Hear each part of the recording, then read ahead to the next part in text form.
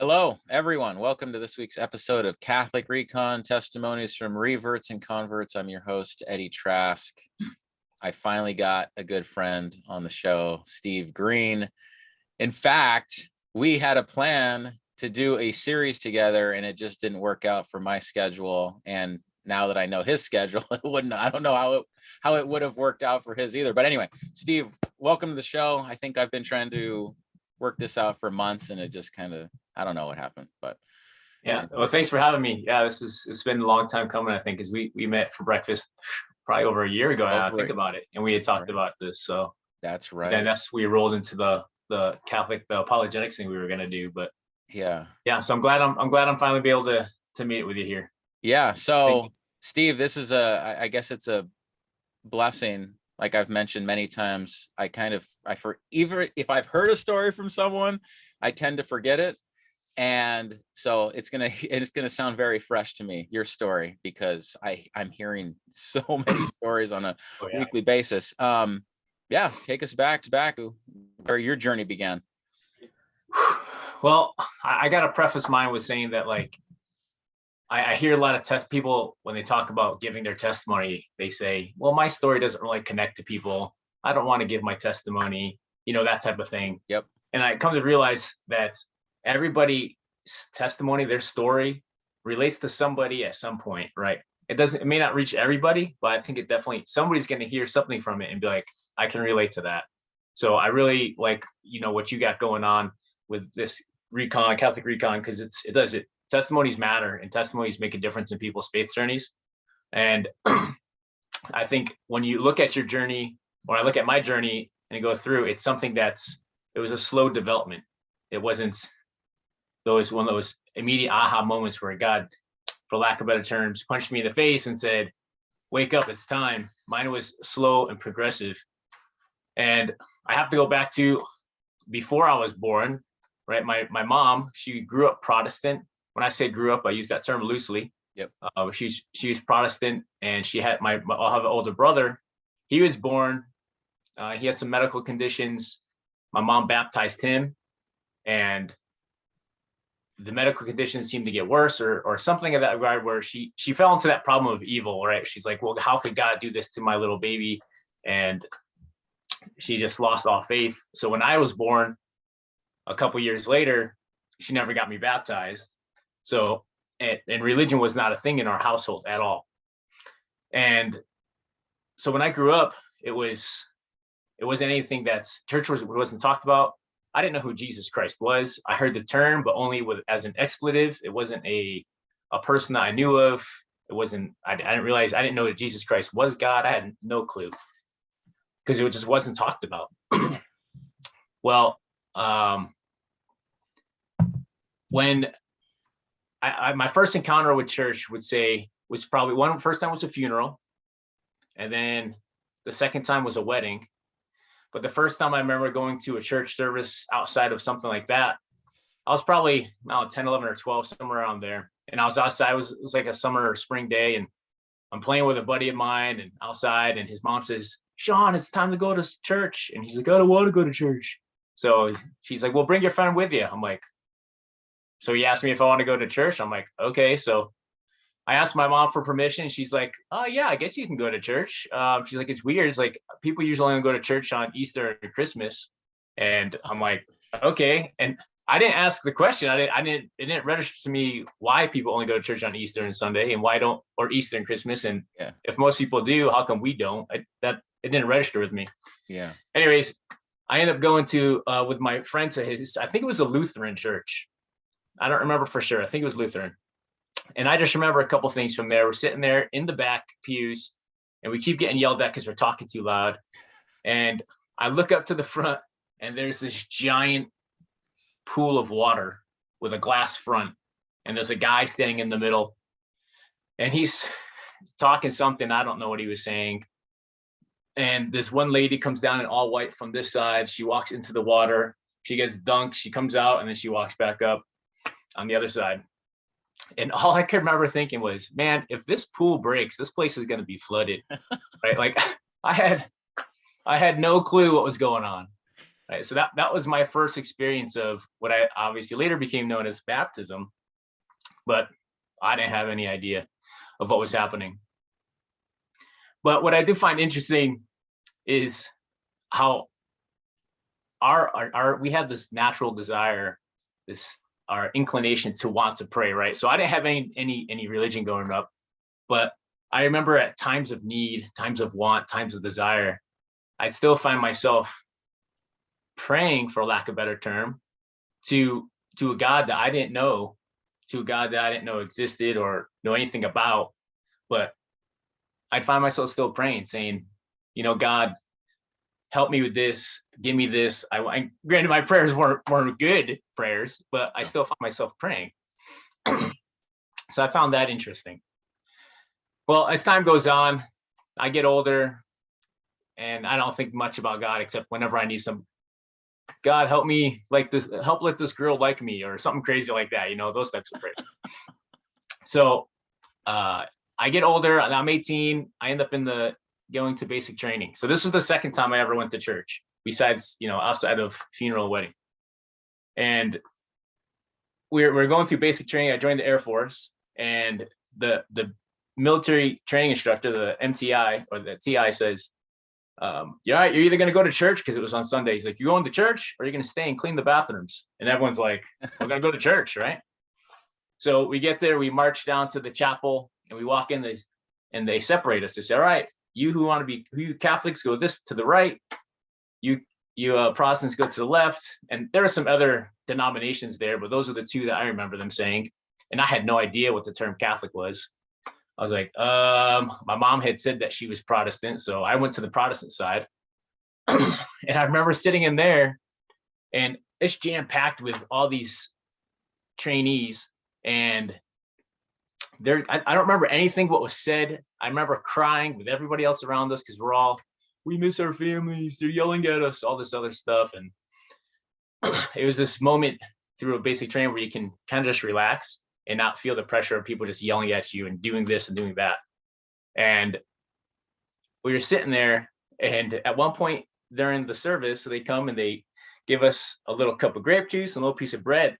And I didn't know what it was. I was thinking, oh, this is cool. We get a snack in the middle of this, And I didn't know when to do it, if I was allowed to eat it then and there. I'm just looking around at people, watching them. And when I see them do it, I'm like, because I had no idea. And that was my first experience with the Protestant service. But I only remember that first time. I know I went to church, basic training, 6 weeks long. I know I went to church every Sunday, but I cannot remember anything but that first experience. Like, it just, I don't know why the rest of it just fell from me. So I go through basic training, and I graduate, end up going to United Kingdom. Was my first station, my first base I get stationed at. And when I'm there is when I meet Janelle, who ends up becoming my wife. She's my wife now. And she is a cradle Catholic. And as we started dating, she would go to church on most Sundays. And I was like, this isn't for me. And I never went to it, but I remember one day, it was Christmas Eve, because when I was at work, so United Kingdom, we were probably maybe 90 minutes north of London. Okay. So weren't too far from there. So on Christmas Eve, I'm like, we're going to go to the club down in London. They have this big Christmas Eve bash, because we're both single. And we're like, this is going to be awesome. She's like, okay, but I need to go to church first. And I'm thinking, why do you need to go to church before we go to the club, So I'm like, all right, that's fine. So we go, I park in the parking lot. She gets out, she goes into the Christmas Eve, not the midnight mass. I think it was like or something. Yeah, something like that. And I'm just sitting in the car waiting for her. And then she comes out, and we get in the car, and we head down to London. And it was weird to me that someone would want to go to mass, like when we're getting ready to go to the club, like, why do you want to go to church? Like, it was just interesting to me. And her reasons really were, well, that's what we did growing up. She was, as so many of us are, those, the catechesis over the last several generations haven't been the strongest, right? So we can't put blame on them. And that I think the church did a bad job, post Vatican II of catechism. But she wasn't very well catechized, and she didn't have a lot of answers whenever I did start asking questions. A lot of times it was that. Well, that's what we did growing up. Anyways, when our relationship started to get more real, more serious, it started coming to questions of, okay, she might be the one for me here, and if we get married, like, she takes her faith, what I consider faith, serious, even though she'd probably consider herself lukewarm Catholic at best at that time. And I just remember saying, well, if we get married, marriage leads to kids, and I know if we have kids, she's gonna want to take them to church. I'm not gonna want to be the dad who sits on the couch on Sunday watching football saying, kids, go with your mom to church. So I said, all right, if we get married, when we get married, that's when I'll start going to church. And 18 months later, we end up getting married, and we didn't get married in the church because we didn't know better. Yep. But the two Sundays after we got married, because the day after we got married, she had to fly out because she was in the Air Force as well. She had to fly out to go on a deployment, or actually it was a TDY, temporary duty, for 2 weeks, right the day after we got married. Anyway, she comes back, and that's the first time I go to mass. I said, okay, let me check out this whole church thing with you. And this one was interesting because, again, she wasn't well catechized, right? But so every time she did something, I'd ask, and there wasn't a very solid answer. But I just shrugged my shoulder off, said, all right, I guess I'll just follow your lead. And we walk into this church. It was the base chapel. So on base, if you've ever been to a military base chapel, it's kind of sanitized because they use it for, that same chapel is used for Protestants or Catholics. So certain things, the cross, there's a crucifix for Catholics, but they change it out with a clean cross for the Protestants. And then they have stations of the cross on the sides, but they're enough where you can close these windows or close them so you can't see the images for the Protestants.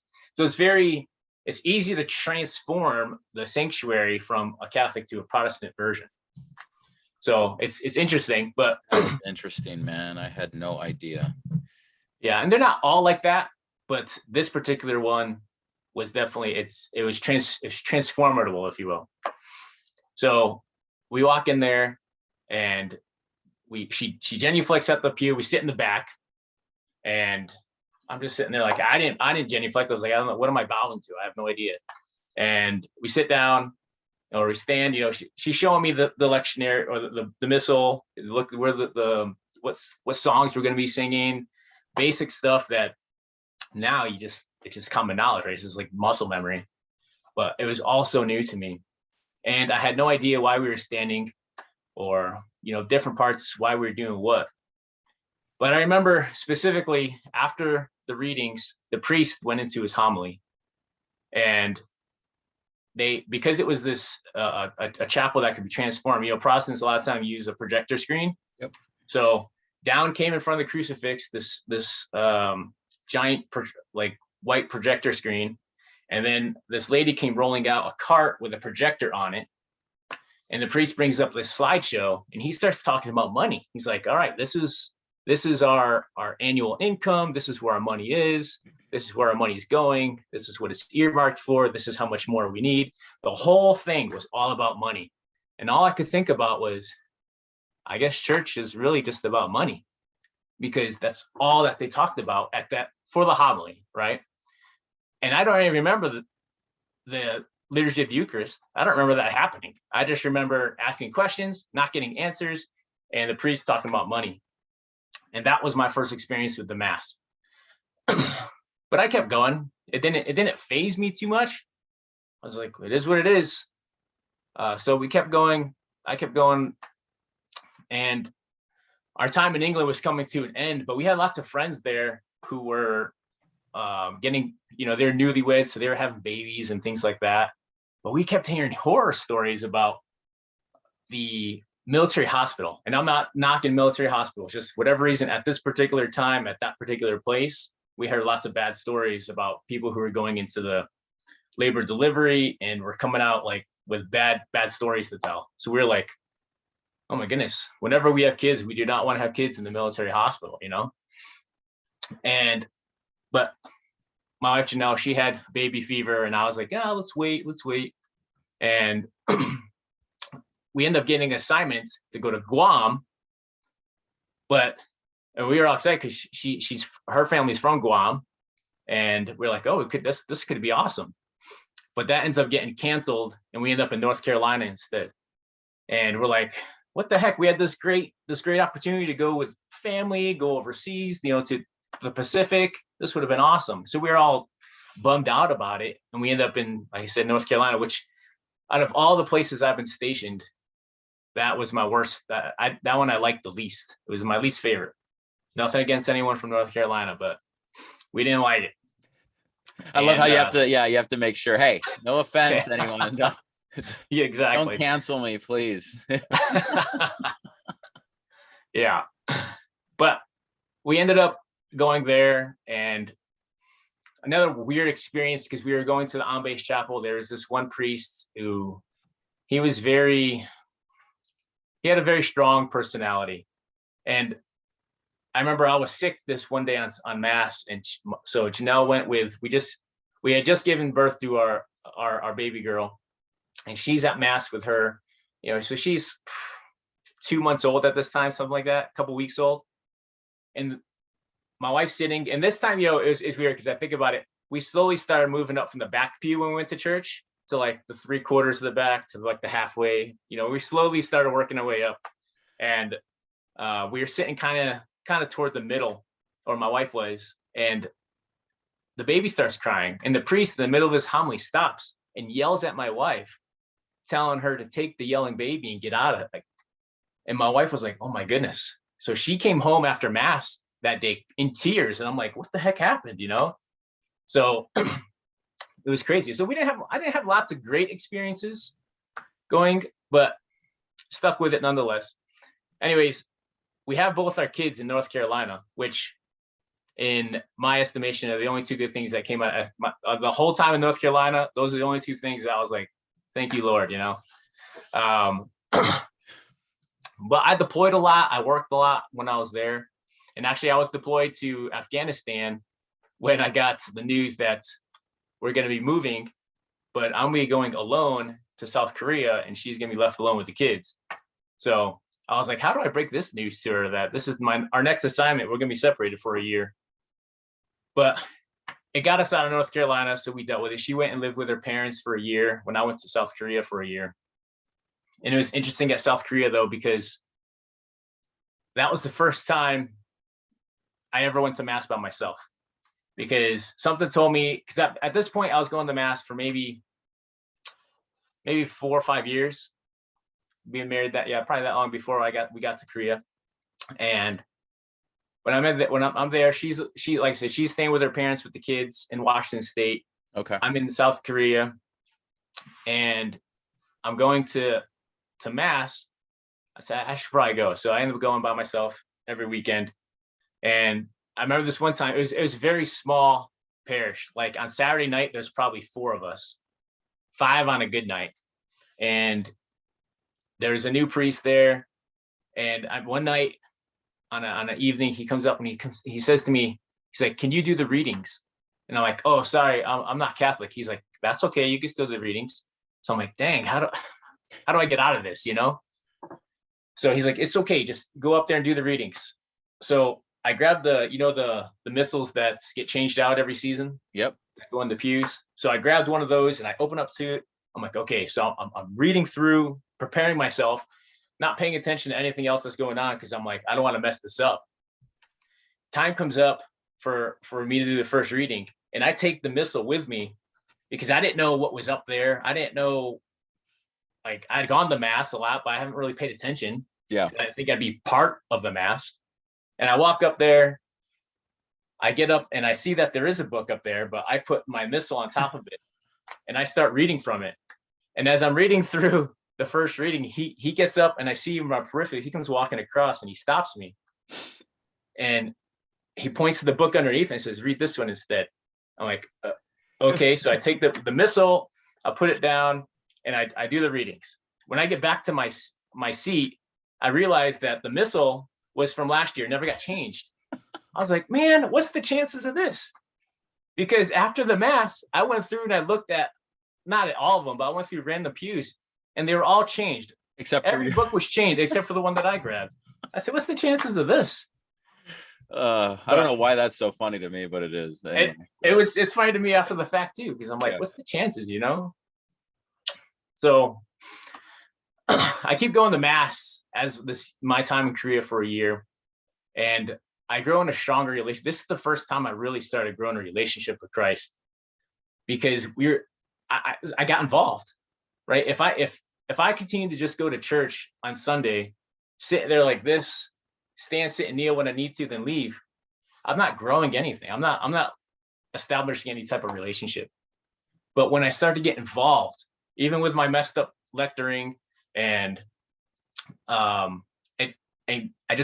found there's some kind of peace to it. There's like, I enjoy doing it.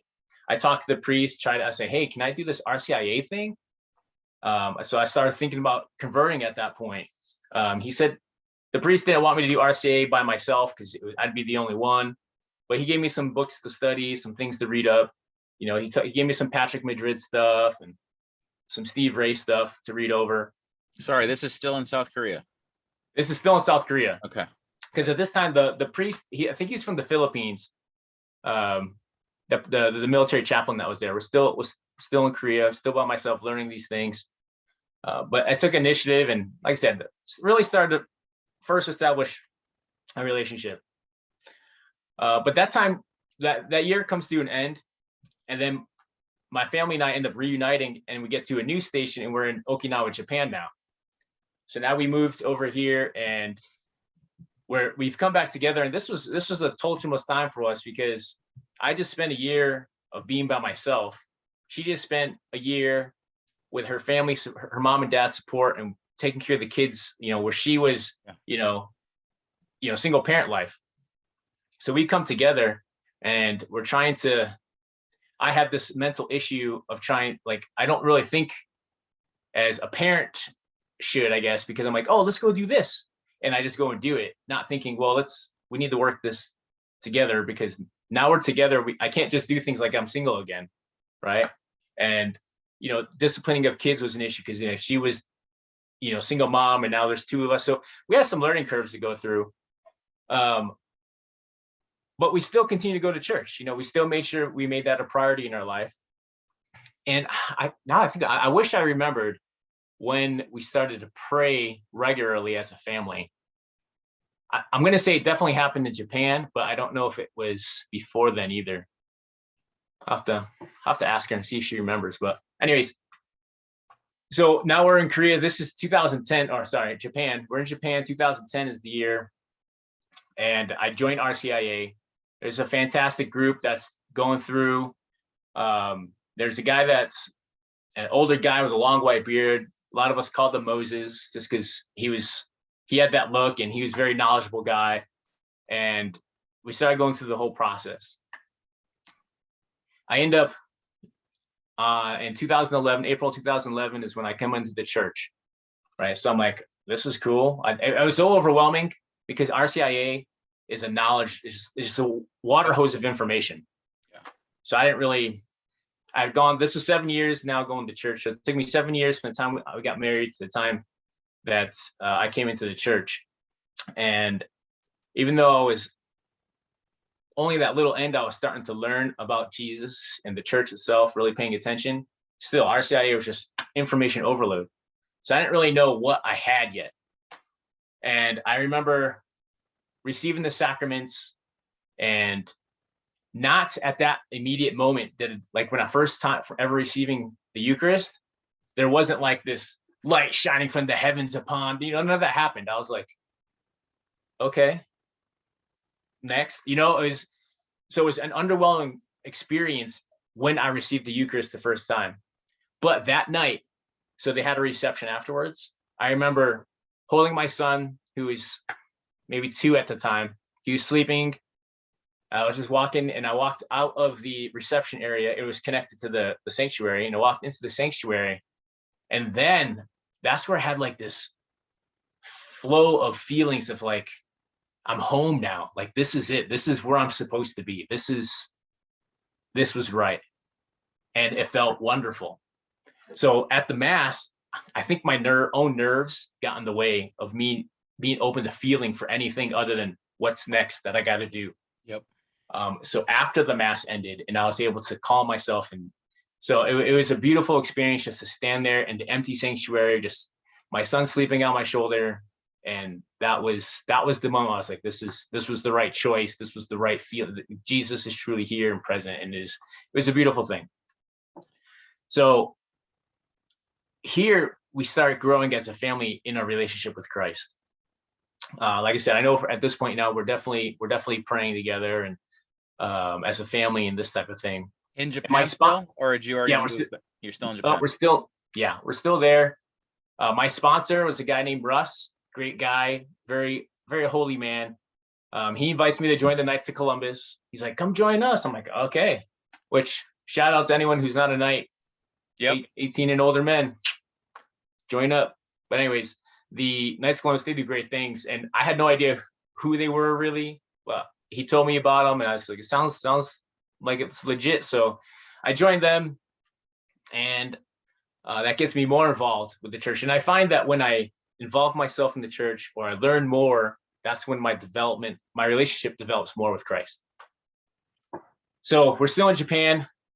Later in 2011, I'm supposed to deploy. I'm supposed to go with work, be gone for 6 months on a deployment, which would have been a bummer, but I was a little bit excited because it was going to, part of the trip was going to be in Australia. I was like, that'd be cool. I can't remember the other part where they were going. It was like split into 2 sections. And I was excited about going. Bummed because I was going to have to leave the family again, but excited about the opportunity. Because in the military, you train. And when you deploy, that's when you put your training into action, right? And it becomes real for the most part. Not like we were going to be dropping bombs or anything in Australia, but that's what I did in the Air Force. I put bombs on airplanes, but it doesn't sound as exciting as it wasn't exciting as it sounds. But anyways, we're 3 weeks out from deploying, and I'm playing basketball, and I'd go to block someone's shot. I land, I blow out my knee, tear my ACL, and I'm crushed because one, I just blew out my ACL, and now I'm not going to be able to deploy. Granted, now I didn't have to leave my family, but in my mind, I'm like, man, this opportunity to go with my fellow brothers and sisters to deploy, to a country I've never been to, and then wherever else it was. So I was heartbroken and crushed, and I was like, God, why me? Type of thing. That was a moment where I was like, how could you do this, God? Type of thing.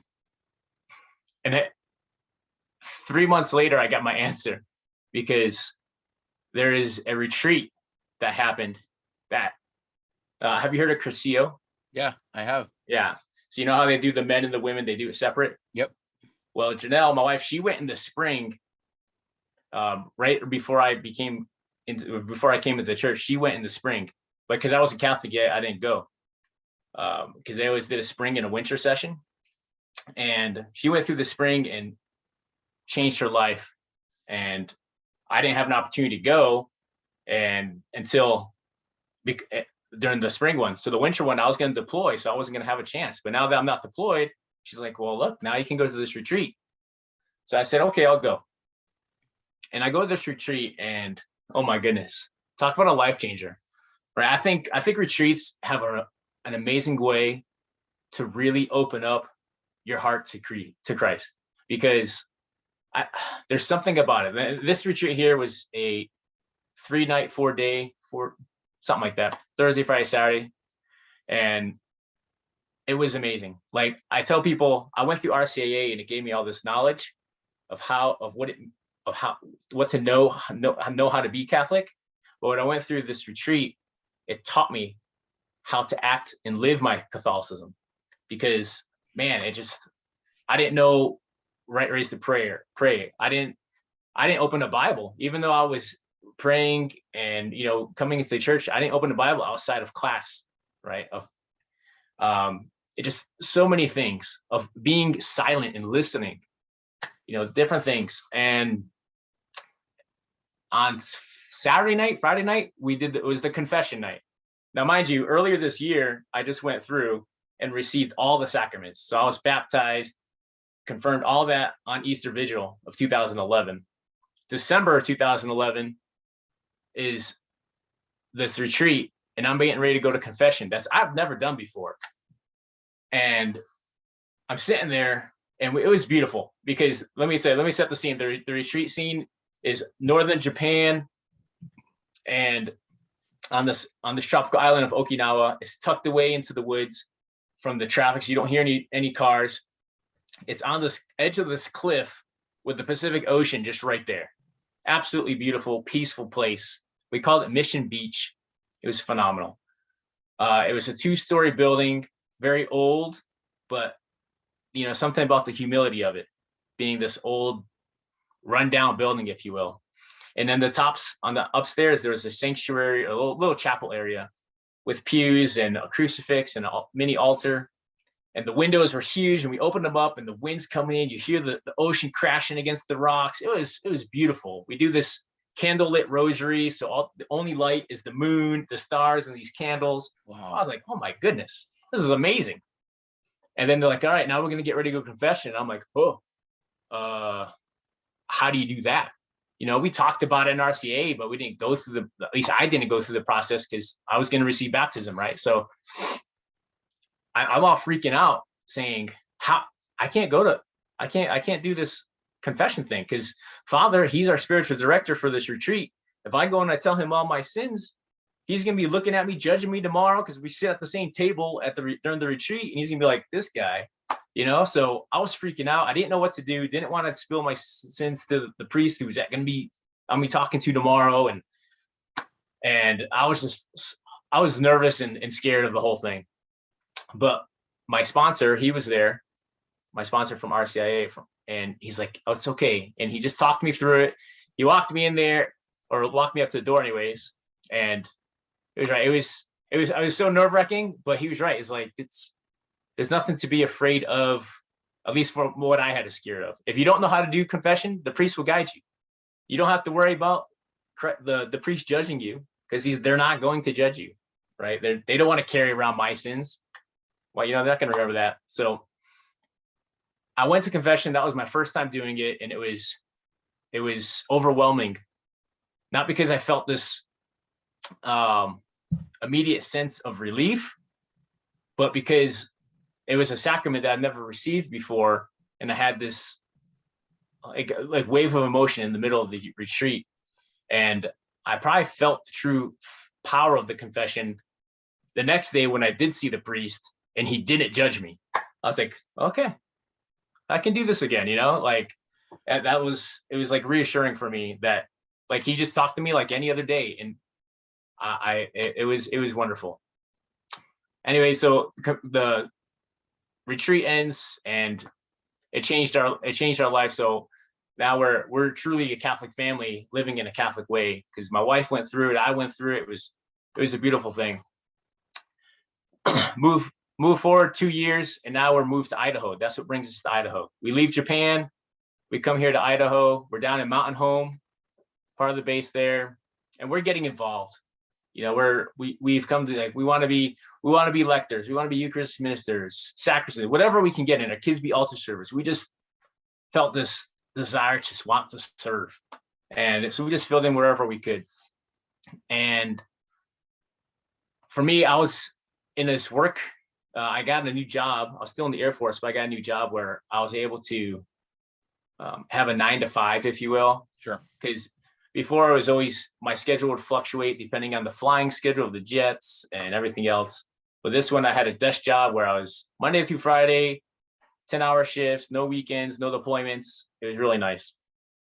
And I said, well, let me use this opportunity to finish out my degree. So I finished out my bachelor's degree, which ended up being in English. And then I said, well, I'm doing this. I might as well. I got 3 years left. I said, I can knock out a master's degree in this time. So I finished my English degree in October, and then January, I start my master's degree in theology. through Holy Apostles College and Seminary in Connecticut. And I went with them because I really liked apologetics, and I needed a program that could be 100% online. And because I was looking at Franciscan in Steubenville, but at that time they weren't 100% online yet. Got it. So I ended up. I was just going to say, there was a gentleman that gave you Patrick Madrid's work in South Korea, right? And does he not teach at Holy Apostles as well as an adjunct professor? Did you have him as a Oh no, so professor for apologetics? Yeah, I studied under Patrick Madrid and Trent Horn at Holy Apostles. Yeah. But when I was in South Korea, the priest gave me their books. The priest, thank you. That's what it was. Priest, in South Korea. Yeah. Yeah. So at least he gave me Patrick Madrid books to read. That's awesome. So yeah, it was super cool learning from those guys. Because in my mind, I might have said it earlier, when I grow in knowledge of Christ, I grow in a stronger relationship with Christ. It's just the way I operate. I have a hard time connecting the 18 inches from here to here, But so I end up going during the time where I'm doing my studies. It's a fantastic time because, like I said, my job doesn't require me to have these crazy hours.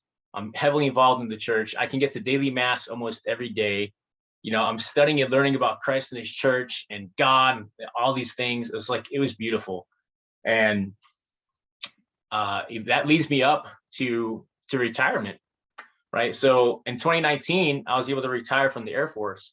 And now, what's next, right? So we weren't sure what was planned for us. And so I'm applying for all these jobs. We wanted to stay in Idaho. That would have been the premier option. But I ended up getting a job for an e-commerce company. And I ended up going down to Texas. And we lived in, I signed a 2-year contract. I'm like, all right, well, I guess, we're going to make Texas our new home. And we tried to get involved down there. They had a beautiful church with 7,000 families. It was huge. And we're just got our foot in the door down there when COVID hits and everything shuts down. And we're like, okay, we all lived through it differently, or to some extent. In Texas, they shut the mass down and they didn't let us go. There's no mass anywhere for 2 solid months through Easter. And so we were doing the online thing, and online mass is great for those who can't get to mass. But when they allowed us to get back to mass, I was blown away with how powerful it was to receive Christ in the Eucharist. And it wasn't something that I'm like, I can't expecting a certain reaction from. I didn't have that. I was just like, thank you, Lord, for letting me receive you again. And once the consecrated host hit my tongue, it was instant downpouring. I could not stop crying. It took me by surprise. I didn't expect that reaction, that emotional outpouring. And I couldn't stop the waterworks for, I don't know, probably at least until communion was, all the Eucharist ministers went back up to the altar, but it was just constant. I couldn't believe how much I missed him. And it like I said, it just blew my mind because I wasn't expecting it. And the power of the Eucharist, and you don't get emotional like that over a piece of bread, right? It is Christ in the Eucharist. Let's be honest. And that was probably spiritually the highlight of my time in Texas. Well, my job that I'm at eventually opens up where I can come back to Idaho. So I requested transfer, and we were only in Texas for 9 months. And so we end up coming back up here to Texas, or from Texas back up to Idaho, but we settle in Nampa instead of Mountain Home, get involved with St. Paul's down here and staying busy in that regard. But now an opportunity arises for my wife to go back to work. Because remember, this whole time, I didn't mention this, but she's homeschooling the kids the entire time. Okay. Right. So we've been a homeschool family since the get-go. Well, to be fair, there's 1 year of kindergarten where my daughter was in a public school, and they told her she's not allowed to pray before meals. So we took her out of school. Yeah. And we've been homeschooling ever since then. Makes it pretty simple. Yeah. It does. Yeah. can't tell me I can't pray before Yeah. me. What? So yeah. So we've been homeschooling since that point in time. So but my wife gets an opportunity to go back to work. She's been homeschooling the kids now. They're at this point, they're teenagers getting ready to go into high school, or my daughter's in high school. And we said, all right, let's, and I was struggling at my work, not because I couldn't do the work, but I felt like demons were attacking. It was very secular culture. Sure. And plus it was warehouse work, and that's not my style. I come to learn that's not my style. Power to those who can do that work, but it's not for me. So we end up making this drastic life change where my wife's going back to work, and now I'm going to come home and I'm going to homeschool kids. And that was a big change because obviously my wife and I, two very different approaches on teaching, very different people. But I give her all the praises because she did such a wonderful job with the kids. So it made it extremely easy for me to step in because they were well trained.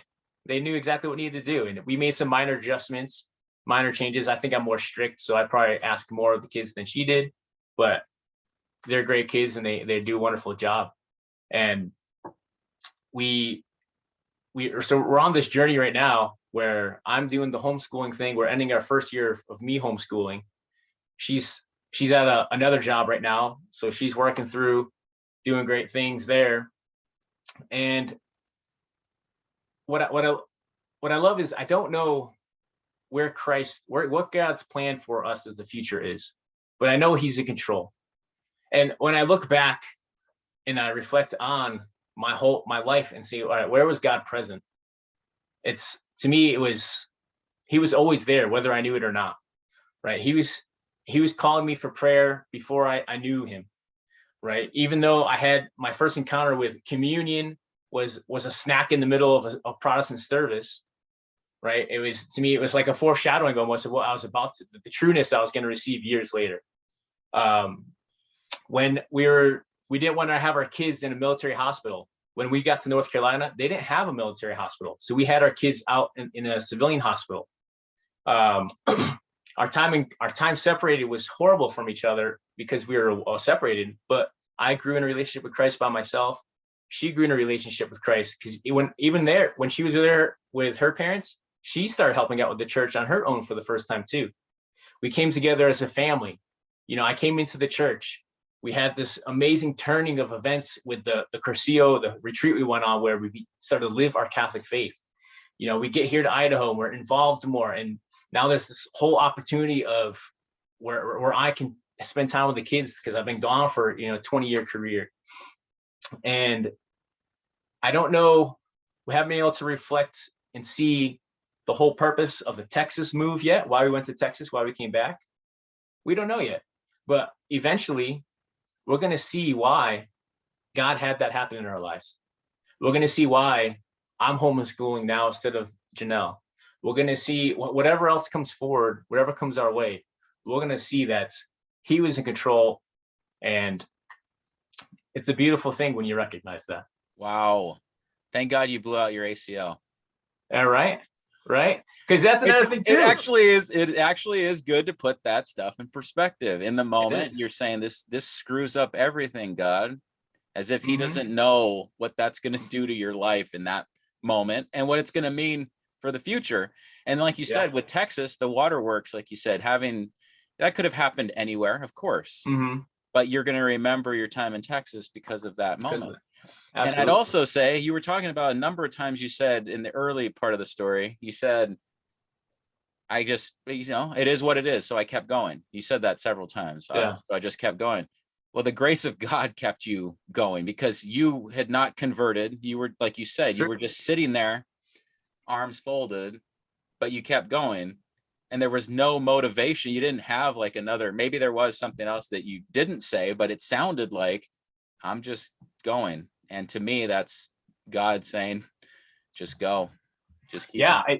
It's a good point. Cause that's something else I forgot to mention on the kind of the recap. I feel like, it was so easy for me to be like, what, like my first encounter with the mass, it would have been easy for me to say, all they care about is money. I'm out of here, but something kept me going.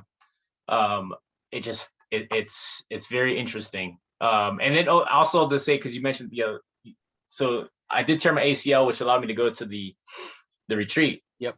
Had I deployed, I would have missed the winter retreat and the spring retreat, and then we would have moved to Idaho. So I would have never have gone on the retreat. I wouldn't have had an opportunity. So God knows what he's doing. We'd like to think that we're in control, but unbelievable.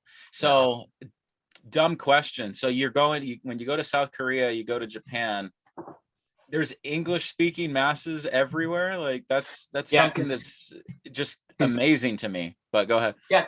Cause when you go on the base, cause you're at the military base is like a small American town. Oh, good point. It's the base. You're absolutely right. So you're going to have coverage. Yeah. That makes perfect sense. Yeah. But you could go, we did enjoy, I did, whenever we're out and about, we try to go to, a local church to see what's going on. So, but that's the beautiful thing of the Mass. No matter what language it's in, you got the general format and you're like, you know what's going on. Yep. I love it. That's great. That's great. So just to shift a little bit, you've taught RCIA over the years. I know that. Yes. I wanted to ask you, maybe you could give some wisdom to people that watch this program and programs like it. What do you notice in those students that come in? Is there a similarity that you notice that would basically lead you to, how do I put it? What you're learning from the people coming in, what is it that you can share to others that are considering it, if that makes sense? Because I think that you would get some strong sample of what is going on and why people are coming at that moment. And there's just been a pretty big influx, if I'm not mistaken. I mean, I've noticed on my side, but yeah. So this is the first year I haven't taught RCIA since I became a Catholic. So I've been teaching RCIA for probably 7-8 years. Okay. And what I noticed, it seems like there's 3 different types of folks. You got the folks who, I need to go RCIA because I want to get married and receive a sacrament. So wait, or you have those folks who will come in just to check the box and then they're gone. You never see them again. Then you have the folks who had this wild conversion. Like I remember this one guy when I was in Mountain Home. He was this young guy, single, drunk, and just like stumbling one night, and he just lost. And he gets lost in downtown Mountain Home, which is small. He get lost, but he's drunk. So he's wandering around, and then he stumbles. He's doing almost like this, why God thing, help me God. And he ends up collapsing on the corner of a street, and he looks up and he sees Our Lady Good Counsel, the Catholic Church in the corner. And it has the Mass times, and it says RCIA or something. There's something that brought him. He said, this is the answer. So he had like this thing. And so he started coming to RCIA, and he wanted to be there. It wasn't like, I have to be here. I wanted to be there. So you have that group. And then you have the people who are more of the reverts, really. Those who were Catholic, and they're like, man, I haven't realized what I've been missing going to these other things, whether it's going to other denominations or going, trying the whole atheist thing. They come back around and like, I've been gone for so long, and now it's time for me to come home. So those are the 3 that I tend to see in my experience. And the beauty of it is, as the RCIA team or the teacher,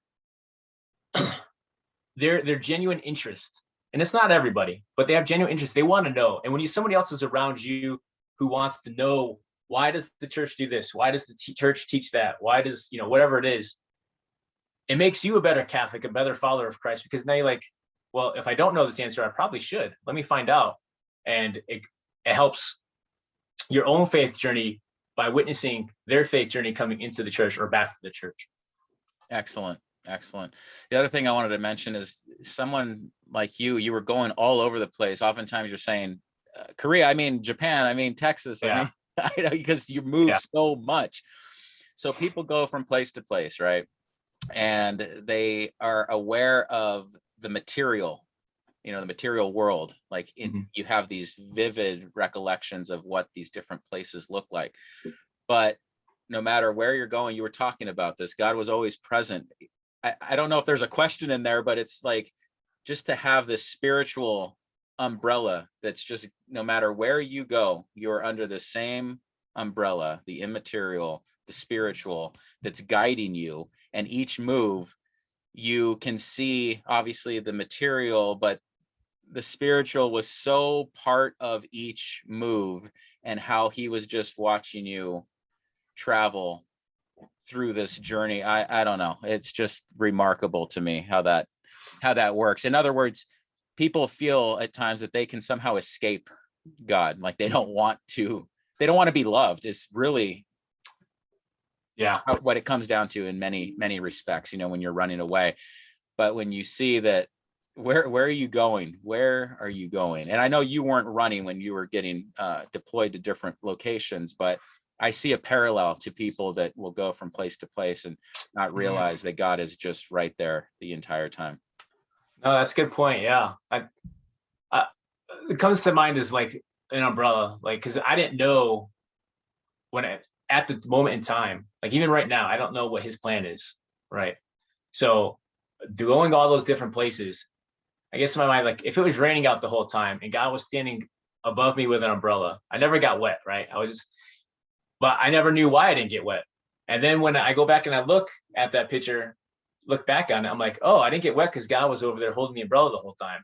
Right. So he was with me that entire time, but I didn't know why, but he was, I didn't want to get wet. Right. So he was leading that umbrella and I was just following him underneath it. So I didn't get wet, but I didn't realize it until reflecting on it way back. And I feel like that's going to be the same thing, in 5-10 years, who knows when I look back, I'm like, okay, that's why this all happened.